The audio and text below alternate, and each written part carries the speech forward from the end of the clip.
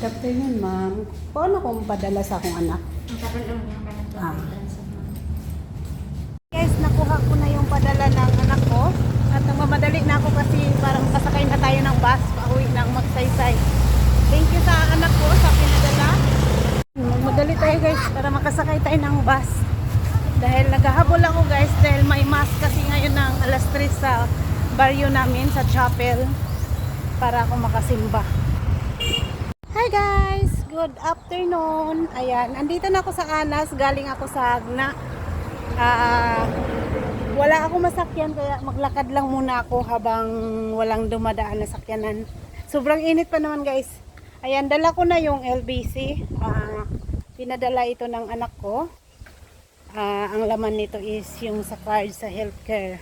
Galing lang pala ako nagsumba sa bayan namin sa women's, tapos pagkatapos ng sumba ay hindi ko pala tinapos yung sumba. Dumiretso ako kila Jocelyn Ananan sa Kanduaw dahil blessing ng bahay nila si Father Darwin ang nagmas. Pero pagdating ko tapos na yung blessing ng bahay. Tapos na yung blessing kaya nabutan ko na lang kumakain sila ni Father at nakikisabay ng kain nila ni Father. Tapos nakapapicture pa ako ni Father Darwin. At pagkatapos ng padasal doon, nagpaalam na ako kay La Jocelyn. Hindi na ako nakapaalam kay Nanan, kay Jocelyn la kasi nagmadali nga ako guys dahil need kong makapunta agad ng Hagna. Dahil ito pala LBC ko. Nung nung Miyerkules dumating, nag-fix pala sa akin yung LBC Hagna nung Miyerkules at hindi ko nabasa. Alam nyo, nabasa ko lang kagabi. Dahil hindi nga ako nag-open ng message ng text sa cellphone ko. Kaya kagabi ko lang nabasa at natakot nga ako dahil Miyerkules. Tapos Sabado na ngayon. Sinabi ko sa anak ko na tawagan niya yung opisina ng Hagna na huwag ibalik sa Manila kasi nakalagay kasi doon pag abot ng 3 days na hindi kukunin parang ibabalik kung saan galing. Kaya sabi naman ng anak ko hindi pa daw, kailangan kong puntahan ngayon. Kaya nagmadali nga ako dahil nga may mask. May motor guys, makasakay kaya tayo nito. Magsaysay ka? Magsaysay ka? Magsaysay ka? Dili.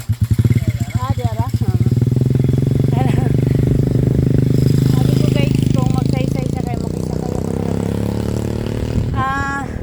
Sabi ng anak ko, puntahan ko nga daw ngayon kasi kung hindi pa talaga makuha ngayon, mabalik sa Maynila. Kaya nagmadali po ako.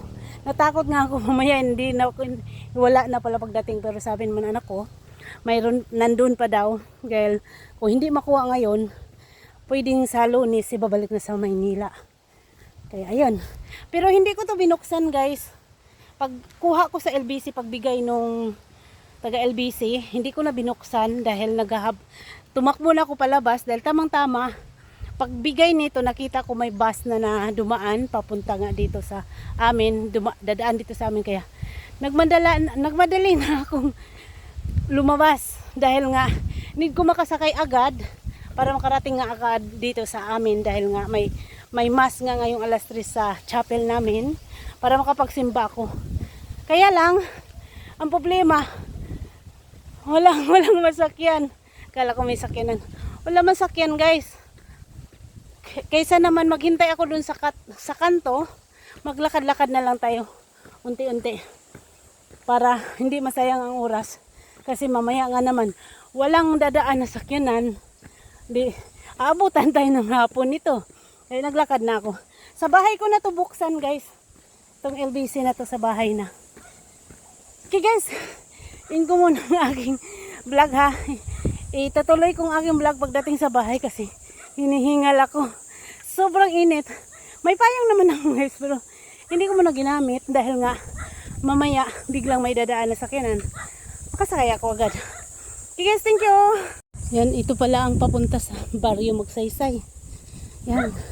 Doon kami sa bukid guys. Hindi naman nakakatakot magdaan dito guys kasi kalsada naman ito. Nagkataon lang na tanghaling tapat. Ang oras dito is alas 12 16 ng tanghali. Kaya walang dumaan na sakyanan. Kaya maglakad ako para hindi pa masayang ang oras. Exercise. Kaso lang, di tayo makasakay nito. May karga. Ay, di tayo makasakay kasi may karga. Ay guys, hiningal na ako. Grabe. Wala pa rin dumaang sakyanan. Ang init. Nasa gitna na ako.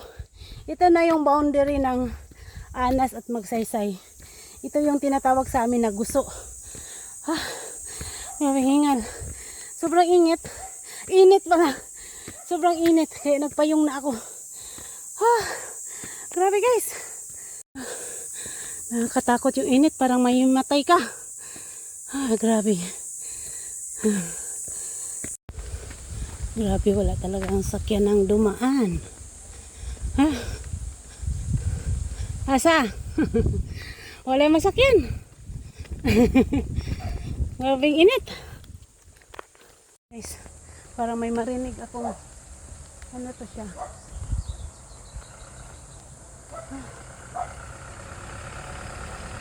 Ano to siya? Grabing init.